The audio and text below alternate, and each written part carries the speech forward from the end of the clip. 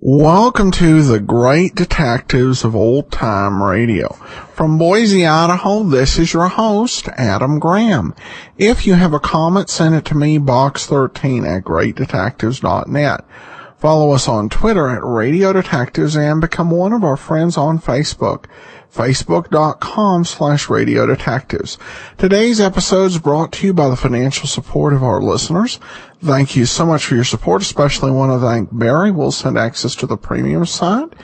And you can support the show at support.greatdetectives.net. Also at greatdetectives.net, be sure and check out this week's column. It's a review of officially it's an audio, full cast audio drama of 12 Angry Men, and my review is available at greatdetectives.net, and you can follow reviews on the Kindle, have it downloaded automatically, and you can try that out for free for 2 weeks, and just do a search in the Kindle store for Great Detectives of Old Time Radio. Now it's time for today's episodes of Police Headquarters, and this is actually the last series that we'll have 215 episodes in until we get to Mr. King, Tracer of Lost Persons.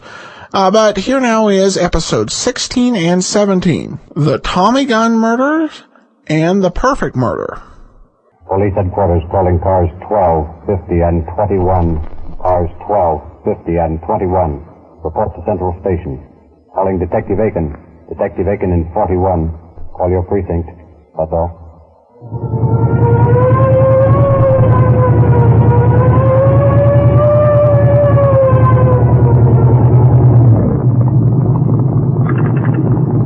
Headquarters. I wonder what's up now, Andy. Something big, Captain. The way they're ordering the boys out. Yeah, the tongue's probably cut loose. Police headquarters. Yeah, this is Captain Aiken. What's up? They wanted at the Crescent Garage down the east side, Captain. Now only the 10th precinct is on the scene. What is it, murder? Yeah, 5 of them.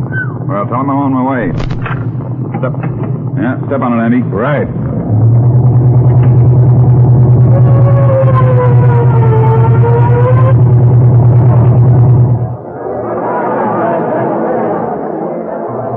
Here we are, sir.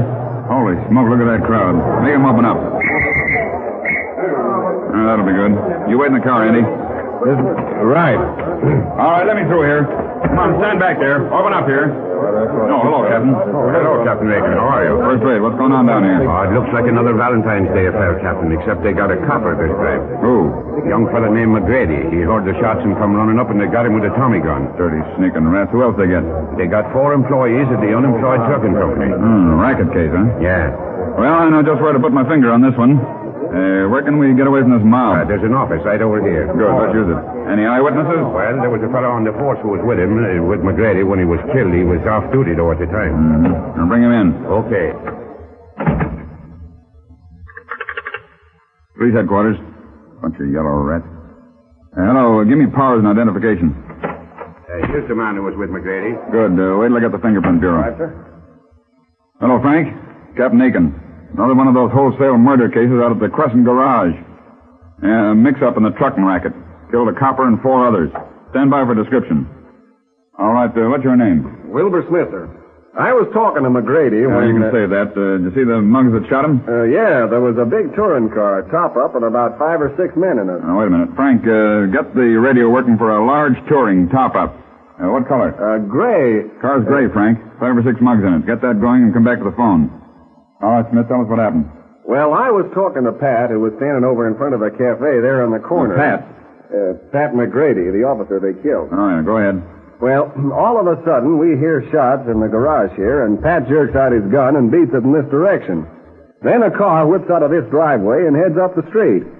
Pat puts a couple of shots into it, and then they cut loose on him with a Tommy gun, and it was all over. Yeah. I beat it into the garage here and see 4 guys laying on the floor, so I grabbed the phone and called headquarters. You recognize any of the mugs in the touring? No, none of them. Probably brought in from out of town for the job, in which case they'll scatter as soon as they can and get back with their sticks. Hold it. Yeah. Hello, Frank. Add this to your description. The car will probably have a bullet hole or two in it. I got a hunch the killers are from out of town and will be trying to get back. Cover all airports, railroad stations, and steamship terminals. We've got to head them off.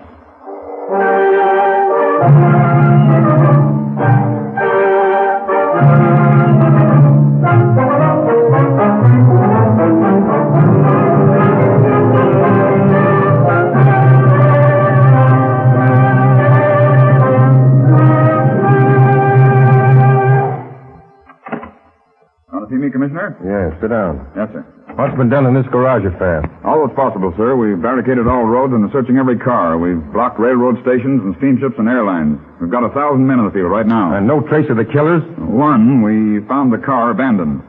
Powers went over it for fingerprints. He's checking the Department of Justice records right now. It's a new crowd, sir, not in our files. You find out what was behind all this? Yes, I talked to the head of the unemployed truckers, and he said some mugs had been trying to make the firm pay protection money and that they'd refused to do it. So the racketeers think they can get away with blasting their way in, eh? Yes, sir. Well, they can't. What is this? A city or a gangster's hangout? We're not going to fool with this thing, Aiken. I want every man put on 24-hour duty until we find these killers. Yes, sir. Yes? Well, just a minute. To you, Aiken. Thanks. Captain Aiken. What's that? Oh, nice work, Powers. New ones on us, huh? Okay, keep at it. Something new? Yes, Powers traced 2 of the prints on that car through the DJ records. One of the men was Antonio Moretti, once convicted in California for arson. The other was Ward Dugan, who served 7 years in San Quentin. Neither of them has ever been in our record, sir. All right, get after it, Aiken. Yes, sir. Wire California authorities complete description. They'll probably have more dope on them than we have. Get pictures and send them my telephoto all over the country. This state won't rest until it has those men in the death house awaiting execution.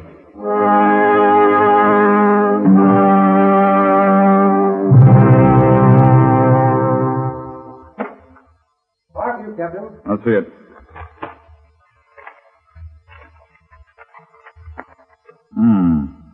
My heck, that's fast work. Get me the commissioner. Hello, Commissioner. Just got a wire from the California authorities. Both of these men were picked up as they got off the train in San Francisco. Dugan made a break for it and was killed. They have him already, and I got a hunch that he was the guy who handled the Tommy gun. Yes, sir. I'll leave tonight, sir. Yes, Captain? Assign Sergeant O'Brien to my desk for a week or so and call my home and tell my wife to have my bags packed. I'm going after the rat who killed Patrick McGrady.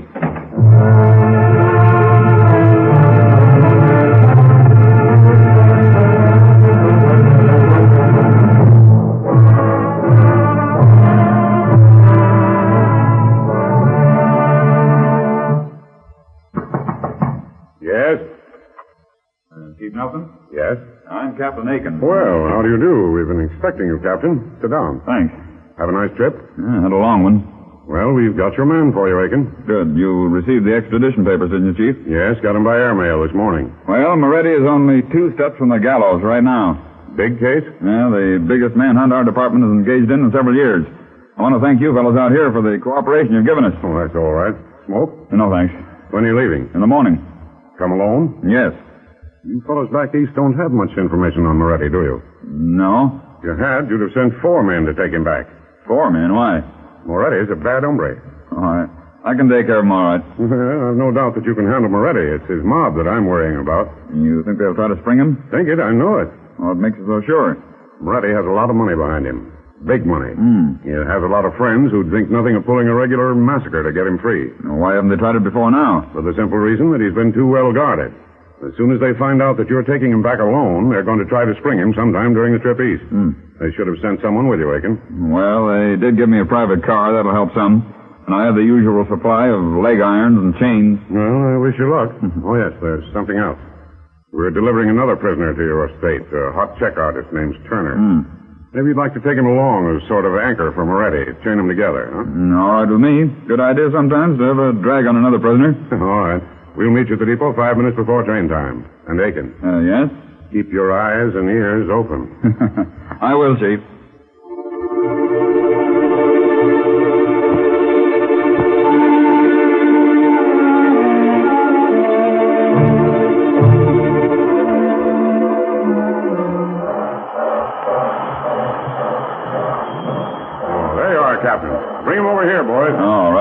see. Yes. Where's your private car? Now, this one right here.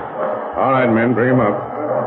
This is Moretti, Captain Aiken. Unexpected to see a man, not a rat. Yeah, set your face, Copper. I can see you two are going to get along just fine. Yeah. This is Turner, the forger. He's chained to Moretti. Okay. Now, if you'll just sign for these men. All right, here you go. Well, Chief Nelson, these men are under my responsibility now. Yes, and I'm glad to get them off my hands. Watch them like a hawk, Aiken. They're mean, both of them. I'll watch them, Chief. Well, step aboard, boys. I think the prosecutor will be mighty glad to see both you men. Now, so long, Chief. When you come east, look us up. I'll do that, Aiken. Keep an eye on those men now. Okay, Chief. They're as good as convicted right now.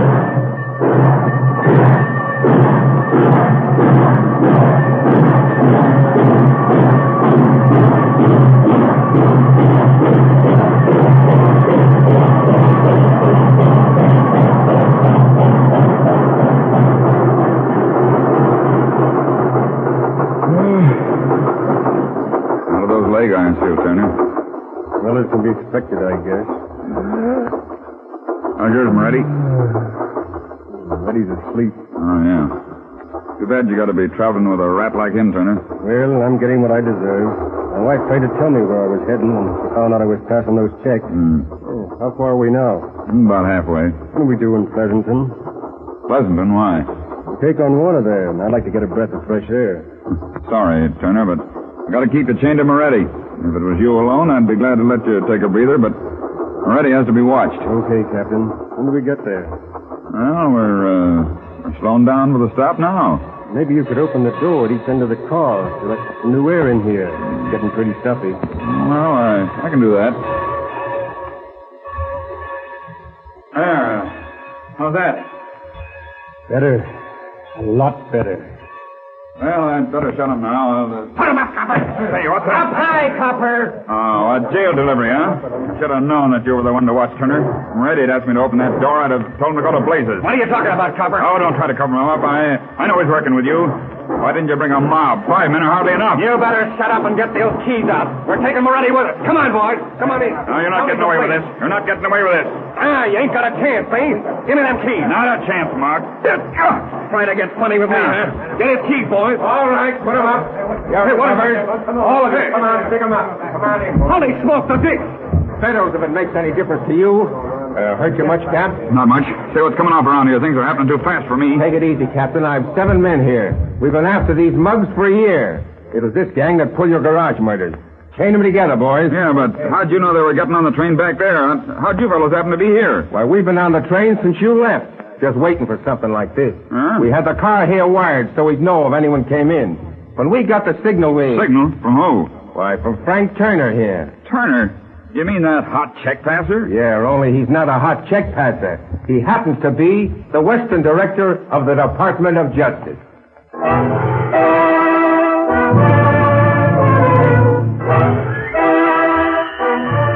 Police headquarters. Okay, Captain. Hello, Tim. Order 2 patrols and a motorcycle escort to the Union Station. Captain Aiken's arriving with 6 prisoners. Police headquarters, Lieutenant McGuire. This is Anthony A. Wilson. Yes? I live at 1937 Huntington Road. Yes? I'm going to commit suicide, and I want to notify the police. Wait a minute. What did you say? Get the number on this call, Anderson. Right. I'm going to commit suicide, and I want to notify the police. Can you speak a little louder, please? The line's noisy. I know you're stalling for time, officer, but it won't do any good. Listen. Hello? Hello? Holy mackerel, he meant it. What's up, Sergeant? The fellow just called in and told us he was going to commit suicide, and it sounded very much as if he did. I heard a shot over the wire. Did you trace the call? The switchboard operator's working on it now. Oh, that must be the report. Hello? Yeah? What's that address again? 1937 Huntington Road, yeah? Anthony A. Wilson. Okay, thanks. That's the same name and address the guy gave me over the phone. Quick, get a car and meet me at the side door. All right. Give me the radio room. Hello. Get a patrol car out to 1937 Huntington Road. Put in an ambulance follow-up to the same address. The report was a case of suicide.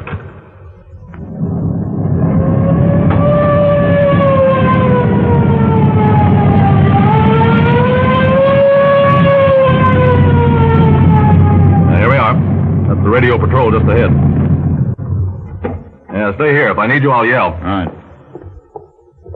Hey, what's going on here? What's it to you? I'm Lieutenant McGuire from Central Station. Oh, I beg your pardon. I'm sorry. I didn't know you without your uniform.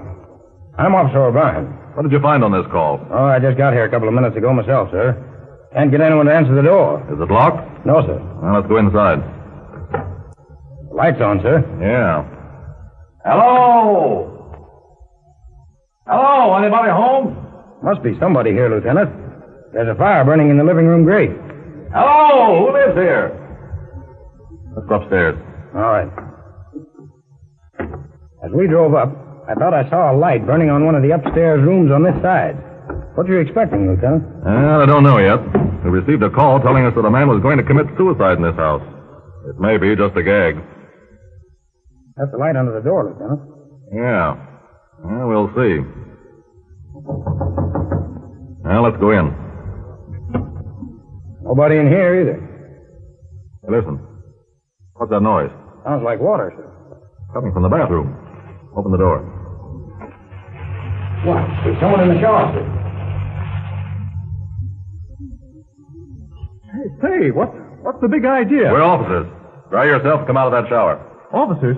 Well, what's wrong? Are you in the house alone? No, Mr. Wilson is downstairs in his study. Didn't you hear us knocking? No, the shower running, I suppose. How long you been in that shower? Oh, about 10 minutes. Hear anything like a shot? Why, no. Say, We just received a call from a Mr. Anthony Wilson telling us that he was going to commit suicide. We heard a shot over the wire. Then he meant it. What do you mean? Let's get downstairs. Quick, throw me that robe. Come on. What did you mean he meant it? Well, I saw Mr. Wilson with his pistol earlier this evening. I asked him what he was going to do with it, and he laughed and said he was thinking of killing himself. He did, huh? Yeah.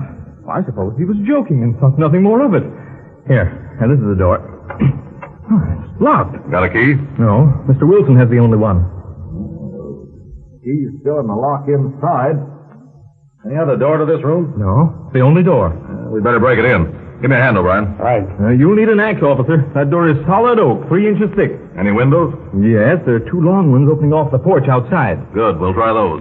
Now, never mind the door, O'Brien. Okay. Now, Officer Anderson is out in the car. Get him, will you? Yes, sir.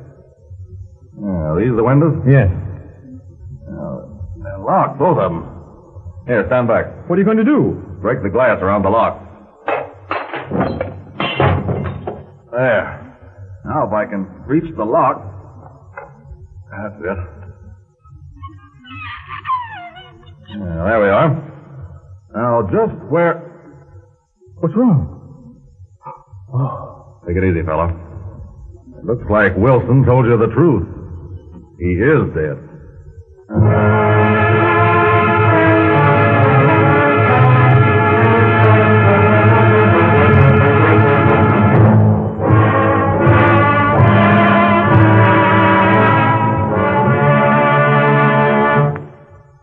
Well, what about it, Doc? Was the bullet wound self-inflicted? It appears so, Lieutenant.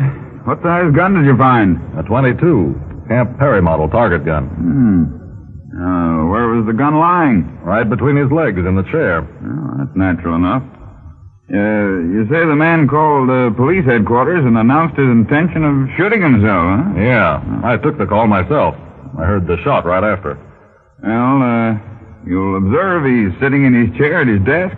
Telephone still in his left hand. Bullet hole is square between the eyes and the head's thrown back, possibly from the impact. Yeah.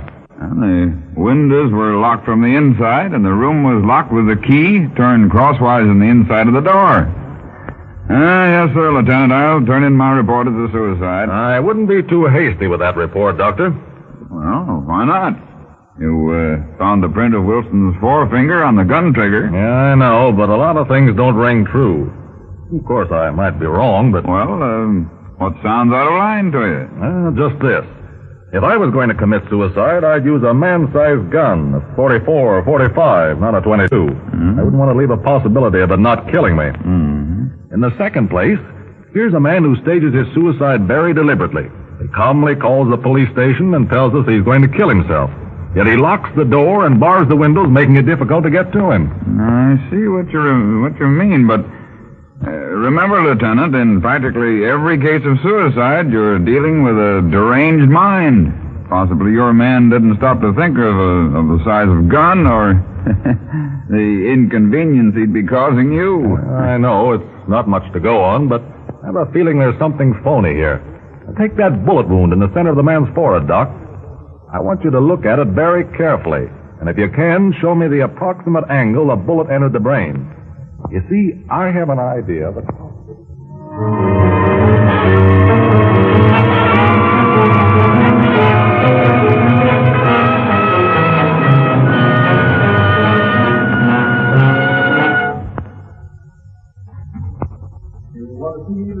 Oh, yes. Come in. I haven't had time to get a statement from you since we busted in on your shower this evening. Sit down. Thanks. Your name? Gray. Harold Gray. How are you related to Mr. Wilson? Well, I'm not related to him. I am, or rather I have been, his private secretary. You live here? Yes. Do you know any reason for Mr. Wilson killing himself? Well, no good reason. He's had a lot of business worries lately, but then we all do. That's no reason for killing oneself, is it? No, I suppose not. What were his chief worries? A collection of rents from his various properties. They seem slow in coming in. Well, just what are your duties, Mr. Gray? Well, I handle Mr. Wilson's correspondence, make out the bills, and assist in the collections. His holdings are quite extensive. I see. Did Mr. Wilson have an argument with anyone recently? No, not that I know of. Anyone else with him tonight when you went upstairs? Yes. Mr. Stallings was with him when I left. Stallings is the manager of Mr. Wilson's largest apartment house. Oh, how did he and Stallings get along? Well, all right as far as I know. Well, I guess that washes things up. You'll have to come down to headquarters tomorrow and make a written report of what's happened. Oh, sorry about your job. Oh, that's all right. I can get another.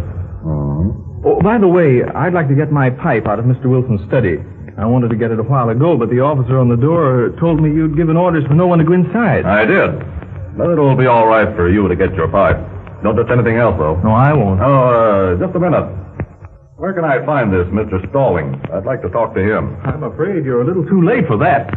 He resigned this evening and told Mr. Wilson he was going someplace out west for his wife's health. Oh, I see. Well, go in and get your pipe. Thank you. All right, O'Brien. Let's get around there. Right. I did like you told me, sir. I'll open this window when I get the signal. Right. All right, let's go. Sorry, Gray. You're under arrest on a charge of murder. What do you mean? Now, you can lay off of the innocence, Gray. Give me that key. Have you gone crazy? What key? The key you took out of the inside of this door. I saw you substitute another just now. I knew you'd do it as soon as we gave you a chance to get into this room. Here's the key, sir. Had it in his hand. Take a good look at it, O'Brien. You'll see that it formerly had the shaft of another key soldered onto it. See that shiny spot on the end there? Yeah. That was the first thing to give Gray away. Gray turned the lock from the outside with the piece that he'd soldered to the original key. Then, adding a bit more pressure, he broke off the extra piece from the outside, leaving the key in place with the door locked. All right, Gray. Why did you kill him? Very well, I'll tell you. That story of him being worried about rent collections was on the level. He was worrying about them because you were stealing them. Now, what if I was? A miserly old skinflint? They wouldn't pay a decent wage. That doesn't justify murder, Gray. You want to sign a statement admitting that you killed him? You'll have to prove that. That's easy. Finding the trick key in your possession is enough by itself. However, here are a few other things against you. All figured out, huh? Yeah. All. You killed Wilson because he was going to have you arrested for stealing from him. You used the .22 because you were afraid the shot would be heard. Then you called headquarters and telling us that you were Wilson himself, you fired a second shot with a gun. You fired that shot into a pillow and we found the pillow in your room. That's a lie. Don't try to lie out of it, Gray. Besides, you made another error. A very grievous error. After you fired both shots, you put the telephone in Wilson's hand and wiped the pistol clean of your fingerprint. Then you placed Wilson's forefinger in the trigger so we'd find his print on it. Well, what about it? Nothing, except you shot Wilson right between the eyes. A man shooting himself between the eyes with a Camp Perry .22 can't pull the trigger with his forefinger. He's got to do it with his thumb. Take him down, O'Brien.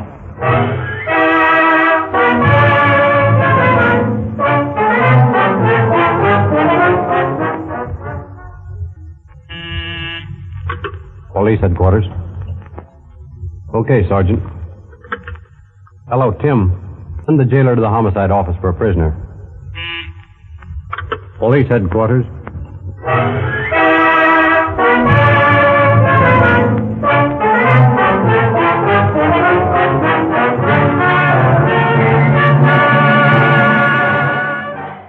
Welcome back. In that first case, I have to wonder how it played out when they got home in terms of when Captain Aiken was asked how he subdued all of those prisoners when he'd just gone to get one. Whether he told the truth or if he said something like, sometimes you just have it.